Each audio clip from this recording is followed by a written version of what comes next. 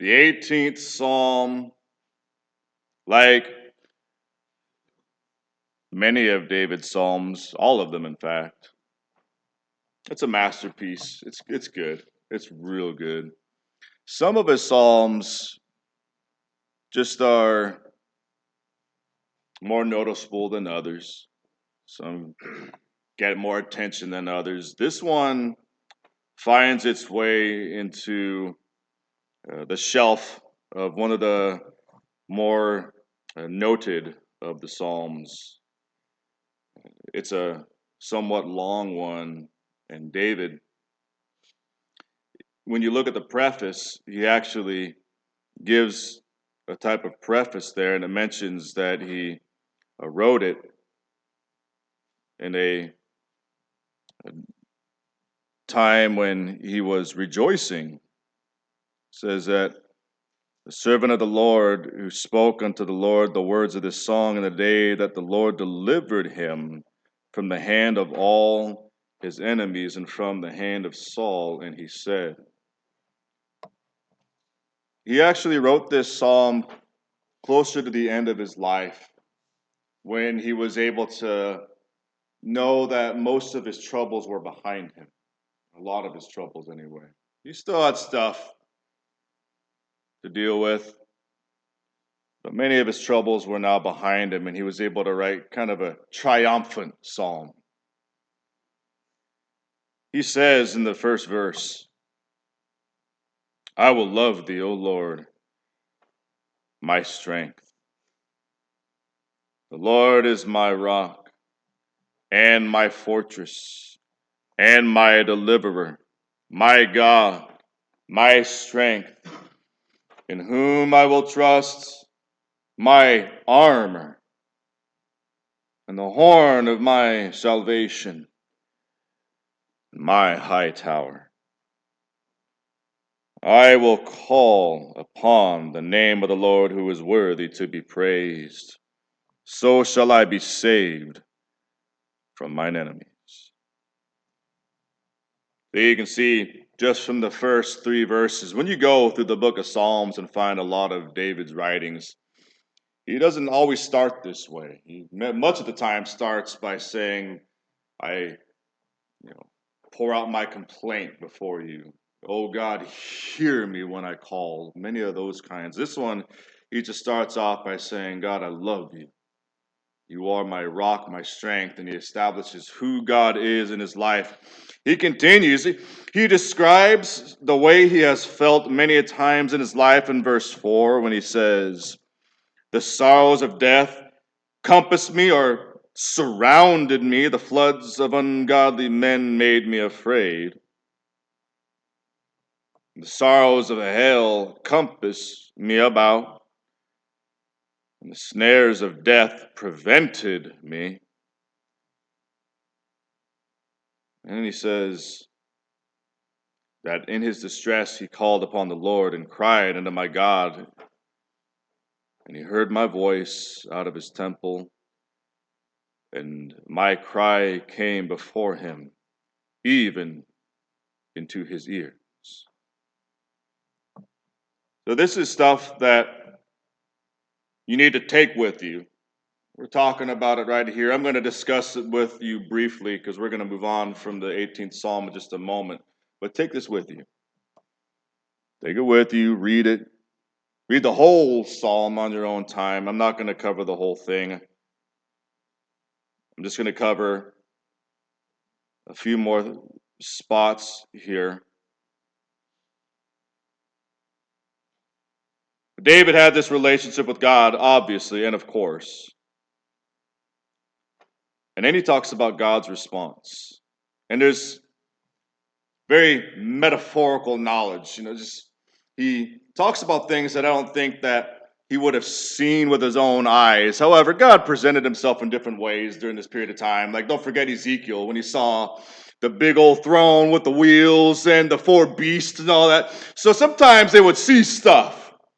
And I don't know that David actually beheld with his own eyes these things, but these poetic words can still have meaning for us knowing that this is the way God reveals himself in our lives. Verse 7, as a result of the prayer of David, verse 7, it says, then the earth shook and trembled. The foundations also of the hills moved and were shaken because he was wroth. There went up a smoke out of his nostrils, and fire out of his mouth devoured. Coals were kindled by it. And in verse 9, it says, he bowed the heavens also, and came down, and darkness was under his feet. Now that one right there, that verse 9, first off, I just want you to know that that's just cool. I just like it. But also, I can't help but think about this when we sing, salvation has been brought down. I just can't help it because he says right here that the heavens were bowed down and he came down. You know what that means? That means that God, who is Jesus the Christ, was in heaven and he came down here. He got on the elevator. He got on the escalator and he went down. He bowed down the heavens and he came down here and walked around with us and allowed himself to be humbled, to be mistreated for us. Salvation has been brought down from heaven. And I can't help but think about this when we sing that song, because salvation has been made available to us. It was too high for us, and Jesus, by his humility, brought it down for us.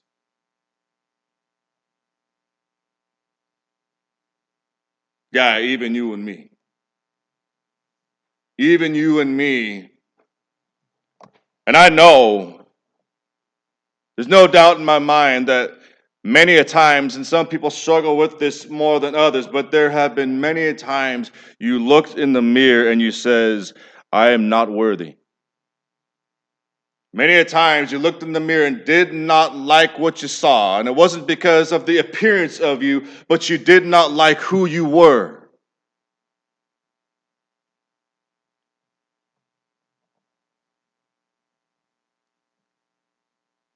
God is so great, so lofty, so holy, so beautiful, so majestic that when we consider ourselves in his presence, like David said in another psalm, in the 8th psalm, he said, what is man that you are mindful of him?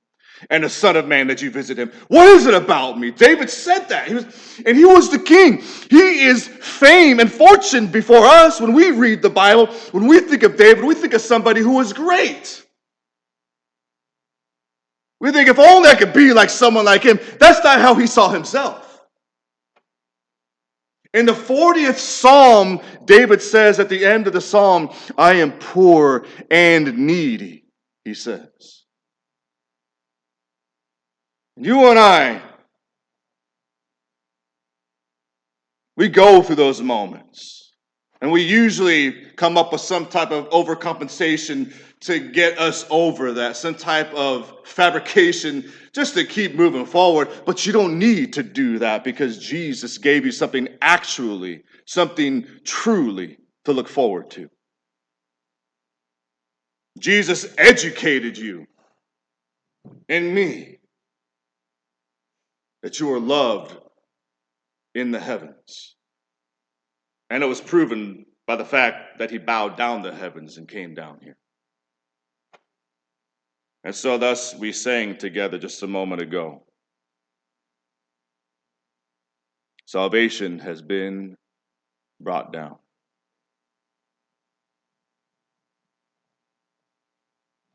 Go with me now over to 2 Timothy chapter 4.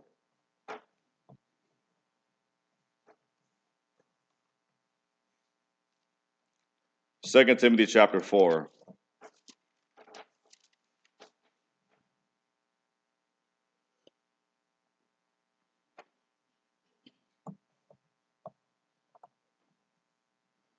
And I'm going to stop just for a moment.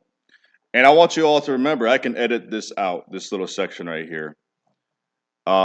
Sometimes it's best just to point something out rather than, try to ignore it. My chickens are making a racket right now, and that might be distracting some of you. So I just want to say, okay, the chickens are making a racket, so you can not feel like you have to try to ignore it. I'm just going to point it out. Okay, so they don't. This is the first time they've done it while I'm preaching that I have noticed. Yeah, they're still doing it. So if you get a little bit distracted because of that, it's okay. It's okay. I just wanted to name it, and now we can let it go and move on. Does that make sense? Rather than just trying to like muscle through it, just like life can get weird when you live on a farm in the middle of the city. So, okay, so moving on. 2 Timothy chapter 4.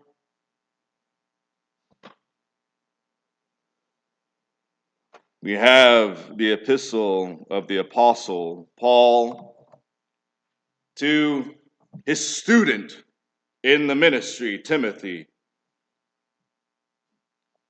And Paul writes to Timothy as if his time is coming. And he gives Timothy this charge. Well, Timothy is most likely in Ephesus, dealing with the struggles, dealing with the world. He gives him this excellent charge, beginning in the first portion of this chapter, to preach the word, to stay the course. And he brings into his mind a personal testimony and a personal commitment in verse 7. And he says, I have fought a good fight. I have finished my course. I have kept the faith. Henceforth, there is laid up for me a crown of righteousness, which the Lord, the righteous judge, shall give me at that day, and not to me only, but unto all them also that love his appearing. Take special note of the end of our reading that we just had. Who love his appearing. That may make different things happen in different people's minds during different phases of their lives or different mindsets or states of mind that they may be in. For you right now, that may mean something other than it means to somebody else. Paul obviously was looking forward to this. Paul, I think, had a very paradoxical relationship with life. I think in some ways he truly enjoyed his life, and I think in many ways he was just fed up with life. I think that he had that going on, and he probably had different moods and different ways that he would wake up from one day to the next. But Greg, just a moment ago, reminded us to think about the day that the Lord appears. Asked us and encouraged us to actually consider, what's your actual feeling going to be? This is something that we should be doing a lot. something that we should be doing a lot. This is not something that should only be prompted from time to time, like our brother Greg did for us just a moment ago. We really should be thinking about this stuff all the time. We're instructed to. I'm not just saying this ain't my opinion. I'm not up here saying, well, I think you should. No, this is actually recorded and instructed. And this is going to take us now on over to an epistle that Jesus gave and spoke over in the book of Matthew, chapter 25. Matthew, chapter 25.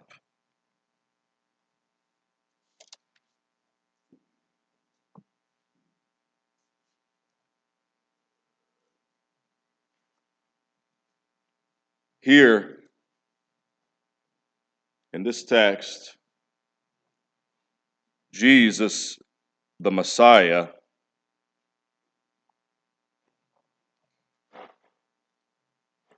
his day is drawing nigh, and he is fully aware of it. Within the context of the parable that we're about to read, and it is the parable of the 10 virgins. That's a title that we have given it, that mankind has given it, and it's an appropriate title. But within the context of this parable, just keep in mind that Jesus, the Son of God, is approaching his last few moments while walking on this earth physically.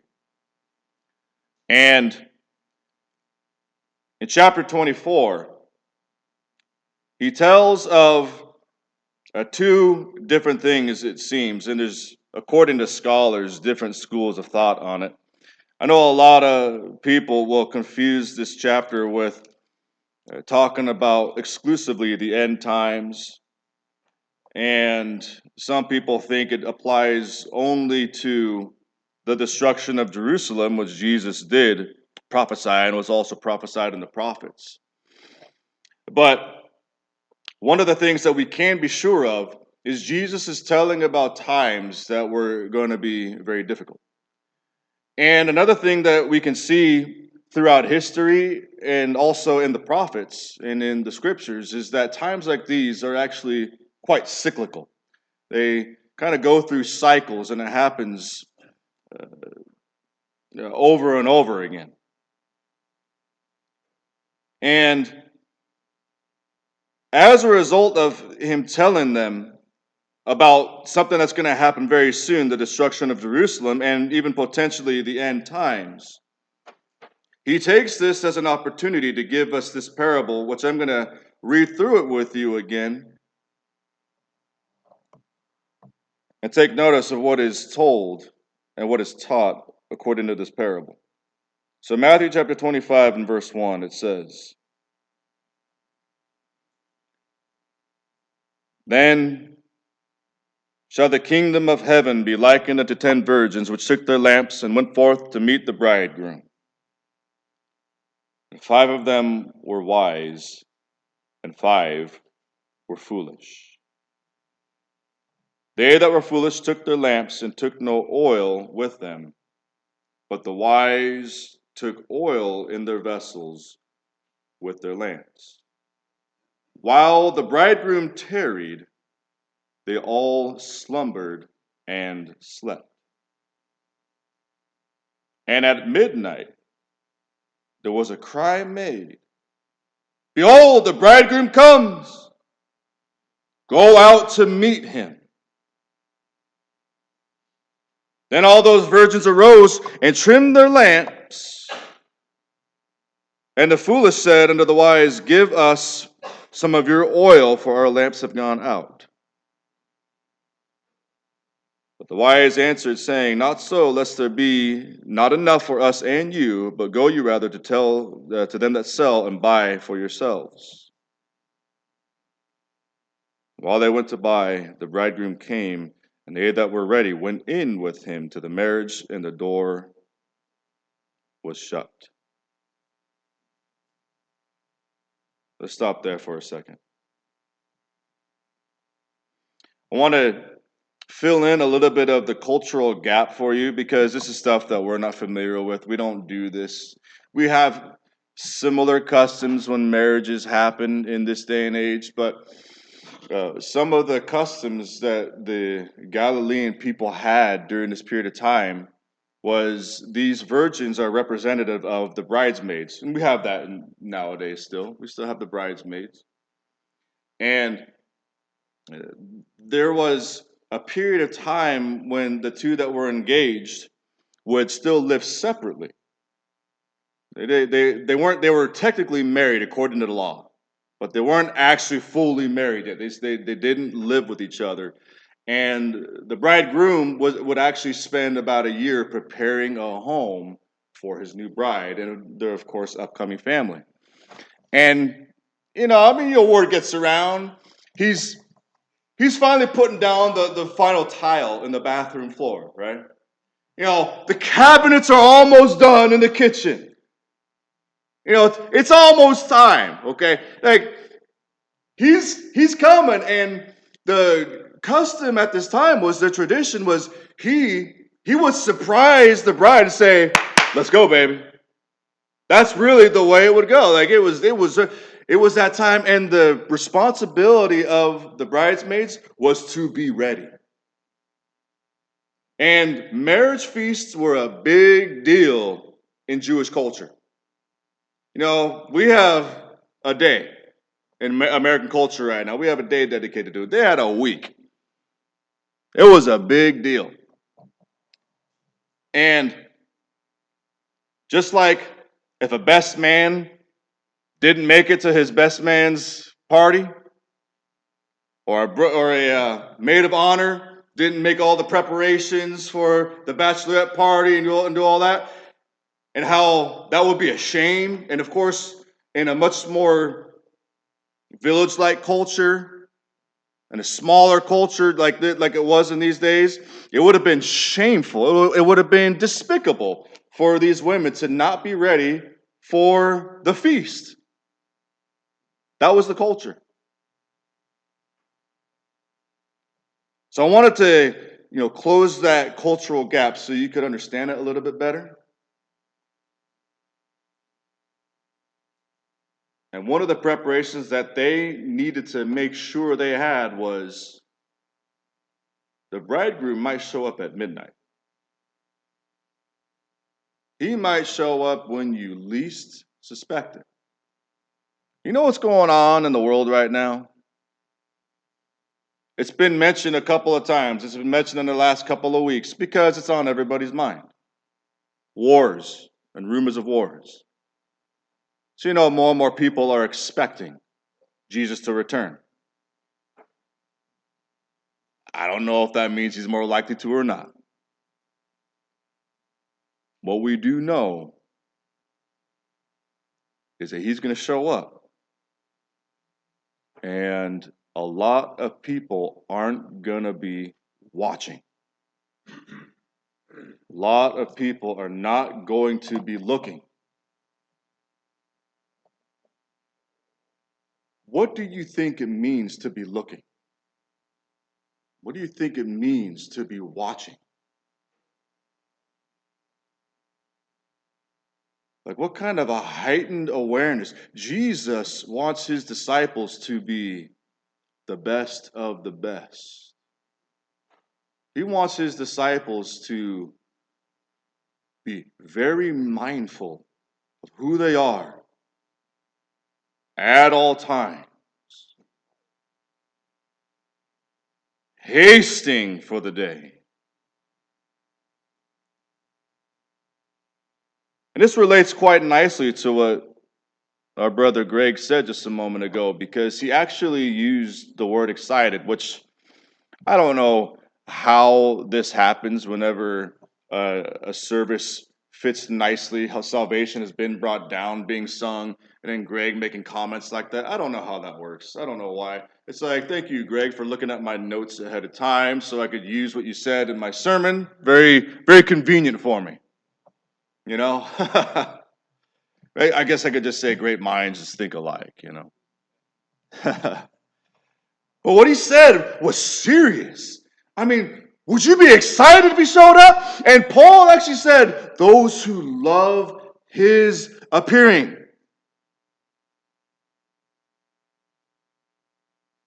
Let's be real for a second. We're all going to have a complicated relationship with when Jesus returns. We're all going to have a very complicated relationship with that because there's a lot of things that might cross our mind. I haven't even finished the chicken pan yet. Got a lot of things I haven't done yet. Haven't seen Europe yet.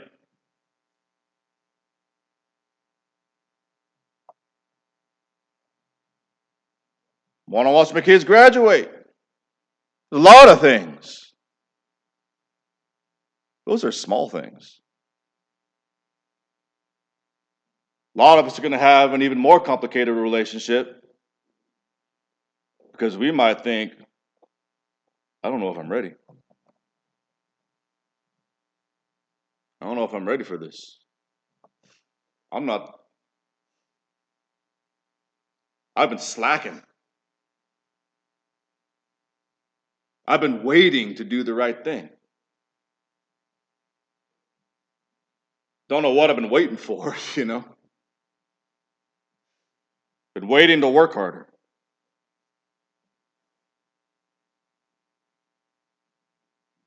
There's other things that we may have complications with.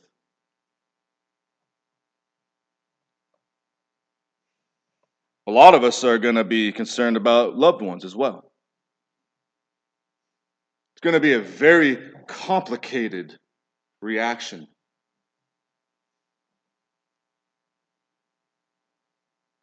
But we're still told that we should love his appearing. And even though processing this might get you all tangled up inside, process it. That's part of the message today. Process it. Even though it's going to mess with your plans, even though it might mess with who you think you are, even though it might mess with what you think, process it. Take the time because we have written in Scripture, love his appearing. What's it going to take to make sure that you are excited and not just feeling caught when it happens? Jesus finishing this. Now, marriage feast. It's interesting that he would use a marriage feast because this was an exciting time. It wasn't something that they were dreading. It was something that they were looking forward to. And it says at the end of verse 10 that we just read together, the door was shut for those that didn't have their oil ready to go.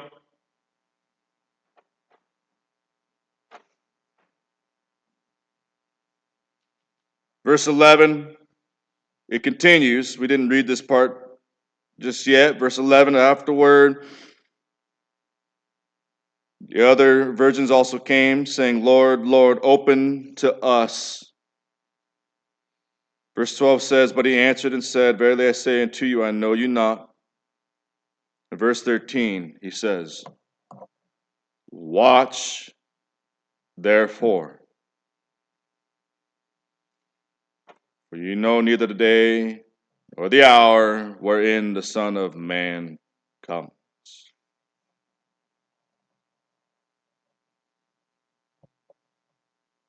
I got a lot of verses that we can go over, and I can paraphrase just a few for you to kind of solidify this concept a little bit more. This idea of watch, therefore,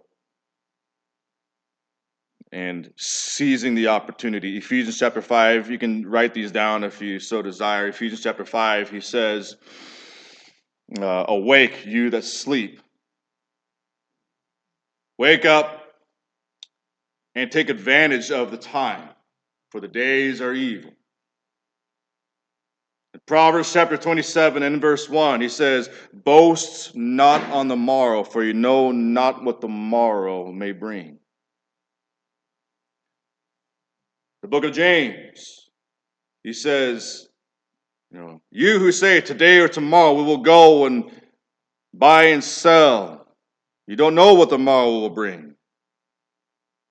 He actually refers to it as evil, as to boast about your plans for tomorrow. He actually says it's evil to do that. Concludes the chapter, James chapter 4 and verse 17, he makes the statement, therefore to him that knows to do good and does it not, to him it is sin.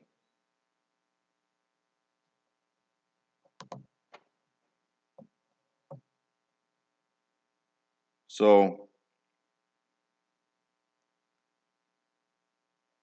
what's interesting is one of the ways that we might be slacking is not just necessarily what we have done. Because I'm talking to a room full of a lot of people who have, in faith and obedience, responded to the gospel call, made that decision to do what Jesus and his apostles said, to be baptized for the remission of their sins. I'm talking to a room full of people who have made that decision. So being ready isn't always about what you have done or even what you're doing, but it might even be a matter of mindset for right now, because that's kind of interesting. That's one of the things that Paul specifies in the text we read a moment ago in 2 Timothy, those who love his appearing. If we were to shift our mindset to be excited, like when you wake up and think, I kind of hope Jesus returns right now. That would be really enjoyable. I can't wait to see him. That might change how you look at life. And when I say it might change how you look at life, I think you are very well guaranteed because the word says to do it. Does that make sense? Is this making sense? That just a shift of the mindset could mean the world of difference for how we approach life.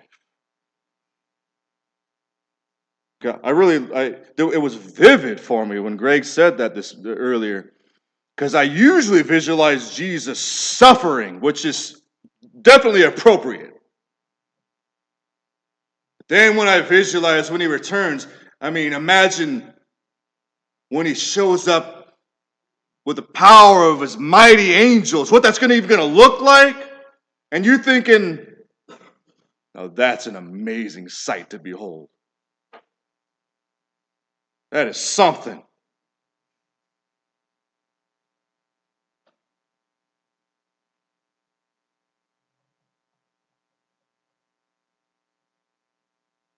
But to those who didn't have the oil, and I also urge you and beseech thee to think about what oil is in this parable.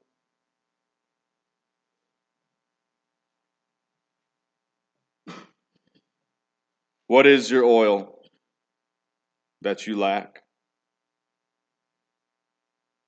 You might have your lamp, but your lamp is not enough.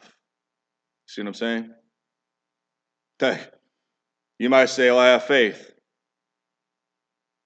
Yeah, well, do you have the obedience to back up that faith? You might say, I got baptism. Yeah, but are you walking daily with him? Searching daily. So you might have your lamp. I got my lamp right here. You can point it. It's right there on the shelf. Where's your oil? You got to be ready.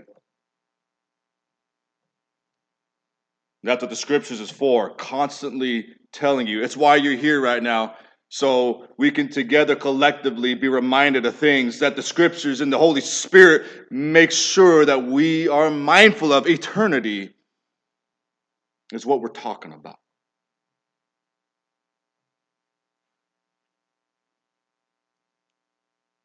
And those who didn't have the oil, the door was shut.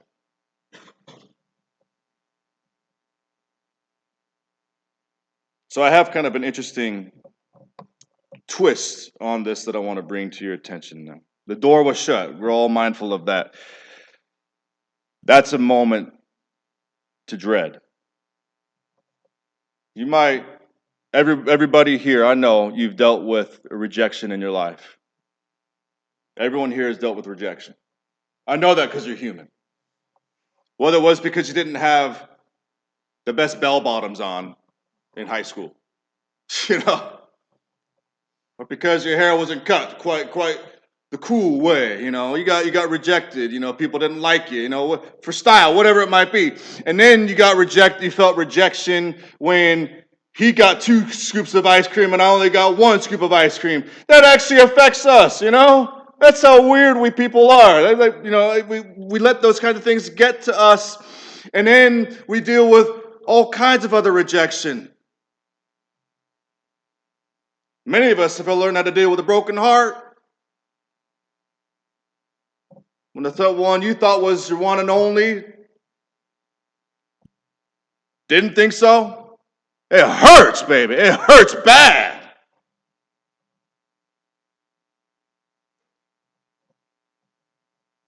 But you ain't going to be thinking about that if the door is closed on you.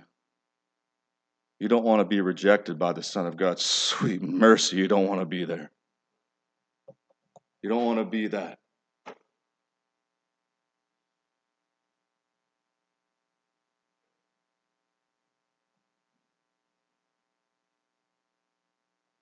So I'm going to take you to one last verse, Revelation chapter 3.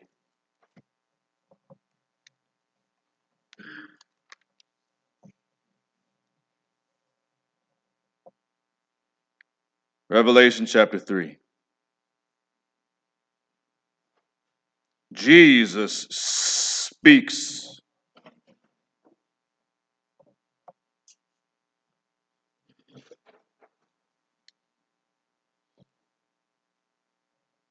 He says to the churches in Asia, the 7 churches of Asia, kind of like a concluding remark, it seems to me anyway. Revelation chapter 3 and verse 20.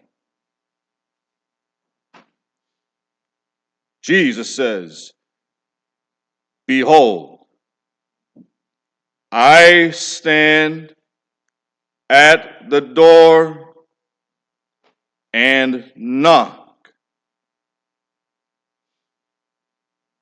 If any man hear my voice and open the door, I will come in with him and will sup with him, and he with me."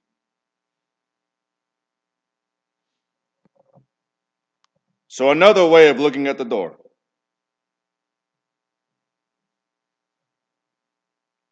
This is the moment right now. Jesus is at the door and he is knocking. Make sure that you let him in before, when you approach the door is shut. Keep that in mind while we stand and sing.